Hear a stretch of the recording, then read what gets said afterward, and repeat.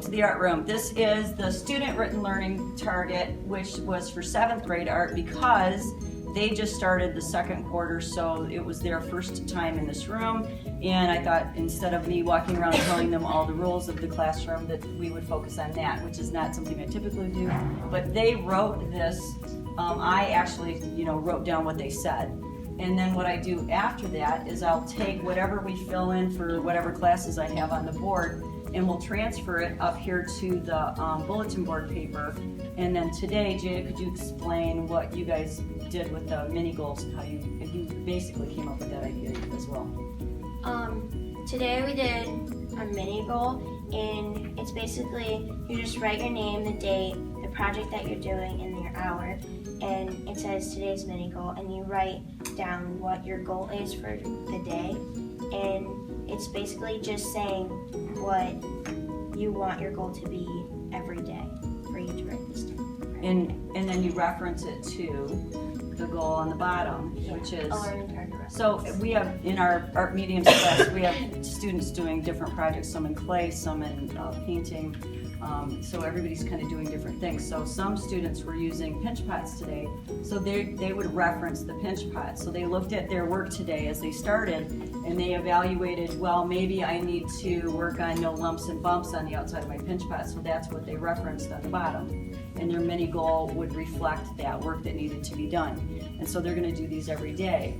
But all of these goals that are up here, and I don't know if Vinny, if you can scan and show the whole thing from the left to the right, those are all the projects that we've done so far for the entire year, and they were all student written. So I stood in front of the board and said, okay, this is the project we're going to do. Maybe it was the day after we did the demo, and after they saw what we were physically going to do, then so these goals were all student written.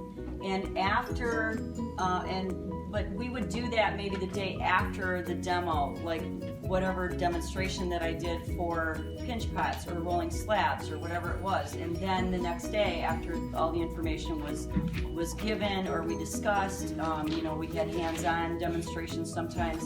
The next day we would come back in, and before we got clay in our hands to start the project, they would we would do the learning target. And so obviously this is mastery of what the target would be. This would be the bullseye. So as far as evaluation for students as to what is, their target goal or whether they're not on target, it's, depending on did they hit everything here, and then so it backs off from there. Basically, we're just going to keep adding every project that we've ever done for every class around the room until the end students are finding that it's a good way to self-evaluate, would you say? Yeah, it is. Explain what you should be doing, and then you can just look up to see what you're doing and what you're not doing. And it keeps you on task. Yeah, it keeps you focused. So that's pretty much where we're at, I think, right now. The mini goals we just started today, students are going to do these every day and turn these in and get 20 points per day for 100 for the week. And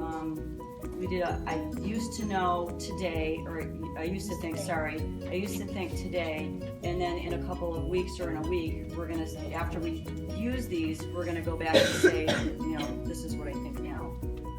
This is the goal, is to have good behavior, expected, respectful. This is the 7th grade learning target they just started, and it was target behaviors. They said to walk into class prepared, to work and create and sit down. So be prepared to get your stuff ready and do it right. You have to have your inside voices. Be positive. Listen and follow directions and pay. Be respectful. Don't touch work of others. Don't run, be safe. Not read and chat. No phones to distract. No throwing anything. And do your best work. And use appropriate language. If you were going to talk about a learning target for this project, you would say the value of design, the principles of design, element of art, and you would follow the rules of the learning target. For these projects, you would have to follow the learning targets and make sure there's no cracks when you first begin. And you gotta take your time when you first begin and make sure you get no bumps in it.